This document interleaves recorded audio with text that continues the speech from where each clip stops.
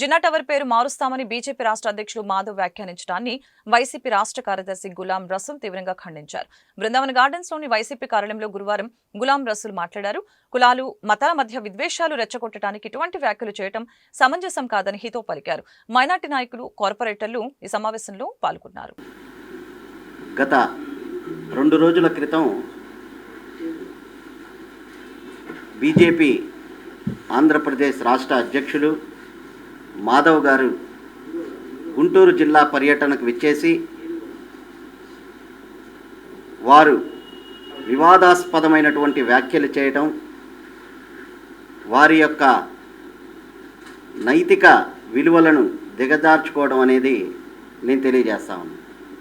ఈరోజు గుంటూరుకు సంబంధించినటువంటి అంశంలో గుంటూరు జిన్నా టవర్ పేరును మార్చాలని చెప్పని వారు ఒక సభలో మాట్లాడుతూ గుంటూరు జిన్నా మొహమ్మద్ అలీ గారి జిన్నా పేరు మారుస్తాం, గతంలో వైఎస్ఆర్ కాంగ్రెస్ పార్టీ అధికారంలో ఉంది, అందుకనే మార్చలేకపోయాం, ఈసారి మేము ఖచ్చితంగా పేరు మారుస్తాం, మార్చే వరకు ఉద్యమిస్తామని చెప్పని నిన్న ప్రగల్భాలు పలికి వెళ్ళినటువంటి మాధవ్ గారికి నేను సూటిగా కొన్ని ప్రశ్నలు అడగదలుచుకున్నా.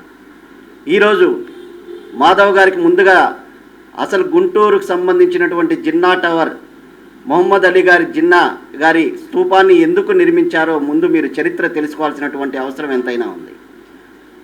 ఏ కారణంతో వారి పేరు మీద ఉన్నటువంటి జిన్నా టవర్ని అక్కడ జిన్నా టవర్గా ఏర్పాటు చేశారు, ఎవరు అక్కడ ఏర్పాటు చేశారు, ఎవరు ఆ జిన్నా టవర్ని ప్రారంభోత్సవం చేశారని చరిత్రను తెలుసుకోకుండా ఇష్టానుసారంగా మాట్లాడటం, వివాదాస్పదమైనటువంటి వ్యాఖ్యలు చేయడం, మనుషుల మధ్య, కులాల మధ్య, మతాల మధ్య విద్వేషాలు రెచ్చగొట్టాలి అని వారి యొక్క ఉనికిని కాపాడుకోవాలి, వారి యొక్క నైజాన్ని నిన్న బయటపెట్టినటువంటి పరిస్థితిని గుంటూరు జిల్లా వాసులు తీవ్రంగా ఖండిస్తూ ఉన్నాం. నేను ముందుగా చెప్పదలుచుకున్నా, జిన్నా టవర్ని ఏర్పాటు చేసినటువంటి మొహమ్మద్ అలీ గారు జిన్నా గారు ఈ దేశ స్వాతంత్రం కోసం వారి యొక్క పోరాటాలు, ఎన్నో పోరాటాలు చేసి ఈ స్వాతంత్రం కోసం పోరాటాలు చేసినటువంటి వారు అనేక మంది జైళ్ల పాలైతే వారిని జైళ్ల నుంచి తీసుకొచ్చి అనేక మందికి కొంతమందికి తప్పుడు కేసుల్లో కూడా ఉరిశిక్షలు పడితే ఆ ఉరిశిక్షలు కూడా రద్దు చేసి వారు ఎప్పుడు స్వాతంత్ర పోరాటంలో ముందస్తుగా ఉండి స్వాతంత్రం కోసం పోరాడి వారు దేశ విభజనలు అయిన తర్వాత వారు పాకిస్తాన్కి వెళ్ళడం జరిగింది.